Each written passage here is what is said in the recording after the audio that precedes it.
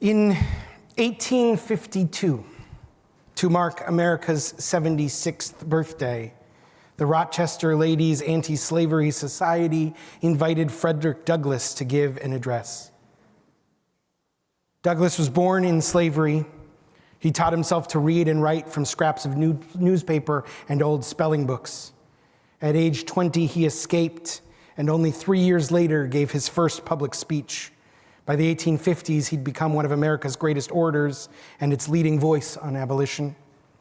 And so for his remarks on that Independence Day, he delivered a blistering address entitled, "What to the American Slave is Your 4th of July?" His answer was both stunning and severe. It is a day that reveals to him more than all other days in the year the gross injustice and cruelty to which he is the constant victim. To him, your celebration is a sham, your boasted liberty an unholy license, your national greatness swelling vanity, your denunciations of tyrants' brass-fronted impudence, your shouts of liberty and equality hollow mockery.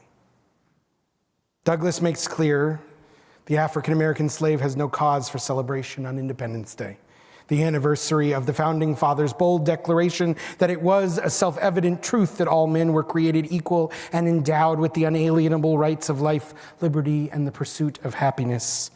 These words were meaningless to a person held in the bonds of servitude because of the color of his skin. But Douglass's speech is not hopeless or defeatist. To conclude with hope, he turns to America's founding documents. There was a debate at the time about whether the Founding Fathers intended the Constitution to guarantee the right to own slaves, about whether black people were ever meant to be included in the Declaration of Equality for all men. But Douglass reminds his audience that slavery is not mentioned even once in the Constitution. He dares anyone to point to a single pro-slavery clause in it. Rather, he says he can find in it many principles and purposes entirely hostile to the existence of slavery. He calls the Constitution a glorious liberty document. And he says he also draws encouragement from the Declaration of Independence, the great principles it contains and the genius of American institutions. And he takes comfort in the progress of the day, the time in which he lives. He marvels at an increasingly globalized world where nations can no longer fence themselves in and do their evil work with impunity. He praises the increased access to knowledge that is no longer available to a select few while the majority walked on in mental darkness. Rather, a bright light of knowledge was shining and more people gained the knowledge of injustice and demanded change. And it was these two things, the progress of his age and the promise of the founding documents, that gave him hope. That hour of liberation will come, he wrote. Slavery would end, and then he might find a new meaning in the 4th of July. I was thinking about Frederick Douglass's speech last week as I listened to our lieutenant governor stand in the Oval Office and erroneously declare the separation of church and state is not in the Constitution. I was thinking about that debate so alive in the 1850s about what our founding documents meant, about whom was included and excluded from their guarantees of freedom, about whose rights were inalienable, about who was a citizen and who was a stranger. And it made me wonder, what to the American Jew is this 4th of July? Now, I ask this question carefully, knowing that the experience of my ancestors in this country has been far less traumatic than the experience of Frederick Douglass and his family. And I know that the assaults on religious freedom are a far cry from the sins of slavery in this country. But I think that the question that Frederick Douglass asks is a question he wants us all to ask. What to me is this 4th of July? We must ask it every year, but most especially in the times when America is failing to live up to its promise. Because religious freedom for all was quite clearly and unequivocally guaranteed by the Founding Fathers. At the time that they wrote the Constitution, all but 2 states had some kind of religious test or oath for anyone seeking public service. This is what makes it so bold that they chose to write into the Constitution the exact opposite when they wrote that no religious test shall ever be required as a qualification to any office or public trust under the United States. And this is the only reference to religion in the body of the Constitution. It is not an omission or an oversight, but an intentional attempt to create the world's first secular democracy. In fact, Benjamin Rush, one of Pennsylvania's delegates to the Constitution Convention, noticed the absence of God in the document and wondered if perhaps an acknowledgement might be made of his goodness or his providence in the proposed amendments. His proposal was ignored. Instead, they wrote the First Amendment, which protects everyone's free exercise of religion and freedom from state-established faiths. This was the direct response to the states. All but 3 of them had state-sponsored religion. But just the fact that these rights were enumerated does not mean that they were initially applied universally. The Jews celebrated these bold statements of liberation with some trepidation, wondering if they would be extended all the way to us. Earlier, we read a prayer by Gershom Sasius. In 1783, he conducted a study of all the laws of religious tests in all the new states. They had been outlawed federally, but they were still on the books in many places. Sasius made notes about how they might be bypassed. For instance, New Jersey limited office holding to people who subscribed to the Protestant sect, meaning that Catholics would be excluded. Jews were not Catholics, so Sasius speculated maybe they might qualify in this instance as Protestants.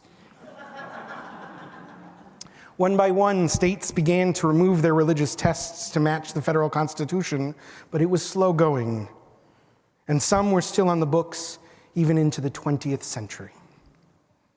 It was in this environment that Gershom Sasius' brother handed a note to President George Washington in 1790 on behalf of the Jewish community of Newport, Rhode Island. The state had just become the last to ratify the Constitution, and Moses Sasius was among the civic and religious leaders who welcomed the president for a visit to the state. Though Washington received many congratulatory notes on that trip, this one he took time to reply to. It was in this letter that he assures the Jews of Rhode Island, and by extension the whole country, that America would not be a nation of mere toleration, where one people deigns to give freedom to another. Rather, the government of the United States, which gives to bigotry no sanction, to persecution no assistance, requires only that they who live under its protection should demean themselves as good citizens. No ruler in Judaism's long and storied history had made such a promise to the Jews. The Jews in America have always lived in the tension between the beauty of that promise and the reality of the complexity with that promise being implemented. We have experienced here at once unprecedented freedom and prosperity, and yet our story has not been free from hatred or exclusion.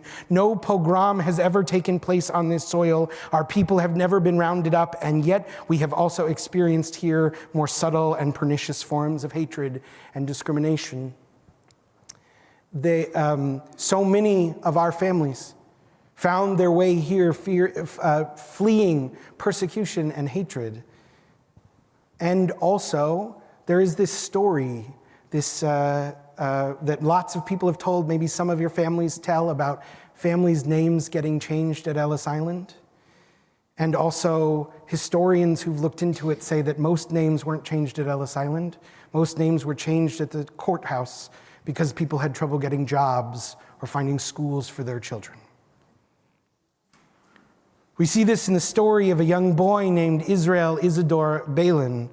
He was born in a Siberian village of Tumyan in 1888. When he was 5, an anti-Jewish mob destroyed his family home, and he and his parents and 7 siblings immigrated to the U.S., where they made their home in New York's Lower East Side. His father died when he was 8, and Izzy went to work to help the family. As a teenager, he taught himself piano and began singing in saloons. He started writing music too, and on one of his first published pieces of music, a printing error gave him a new name, Irving Berlin. Fast forward a few decades, Berlin has been asked to provide a song for Kate Smith, one of the greatest singers of her day, to sing on her radio show. They were celebrating Armistice Day, the 20th anniversary of the end of the Great War. Irving had just returned from a trip to Europe. who was at the brink of where they were at the brink of yet another war, and he tried to write something patriotic to reflect his love for the country that had given him and his family refuge. He thought back to a song he'd written 20 years earlier when he was a soldier in the First War. He'd written it but never shared it, a little tune called God Bless America. Then it had been a song about marching off to war, but now he wanted a song about peace, so he changed some of the lyrics and sent it to Smith. On November 10th, 1938, Kate Smith introduced the song on a radio show, saying, "It's something more than a song. I feel it's one of the most beautiful compositions ever written, a song that will never die." And then she sang it for the very first time to her American audience. In Europe, the storm clouds of war gathered. It was the day after Kristallnacht. The response to the song was overwhelmingly positive. Some began campaigning that it should replace the Star-Spangled Banner as the national anthem. Berlin was quite insistent that it should not. But it was not universally lauded. Some were horrified such a patriotic song could be written by an immigrant and a Jew. Despite the fact that Berlin had decided to donate the royalties of the song to the Boy and Girl Scouts, many accused him of trying to profit off the song, playing into anti-Semitic tropes. One American-born Nazi group accused the Scouts of accepting money to promote a Jew new national anthem. At a Nazi rally in Madison Square Garden the next year, Irving Berlin's name was invoked as a boogeyman for a supposed Jewish plot to take over culture. So here is a song that embodies the tension of the American Jewish experience. An immigrant who wants to write a prayer to express his gratitude to this country that saved him from pogroms and helped him build a life not just of safety, but of success. A place where he changed his name, maybe because of a printing error, or maybe because it helped him get work. He wanted to write a prayer for peace, even as he knew the world was on the brink of war, one that would deeply affect his Jewish brethren left in Europe. And he writes a song that is at once universal and specific, a prayer to God, but one that all Americans can offer. And for it, he is both celebrated and reviled. He has written the quintessential American song and cannot escape being undeniably Jewish. What to the American Jew is this 4th of July? I think it's this. It is a song of beauty and complexity. It is a song of peace and safety, along with ambiguity and perplexity. It is a song of hope tinged with reality. On this 250th birthday of America, the debate about our country's future rages on. And it is rooted in a debate about our nation's past and about our founding documents, which has never for one moment ceased. And so we debate on, and we march on, and we fight on, and we pray on too, so that the promises made in this nation's glorious documents of liberty may someday, finally, come true, not just for us, but for all Americans. And in that way, may this country know God's blessing. Amen.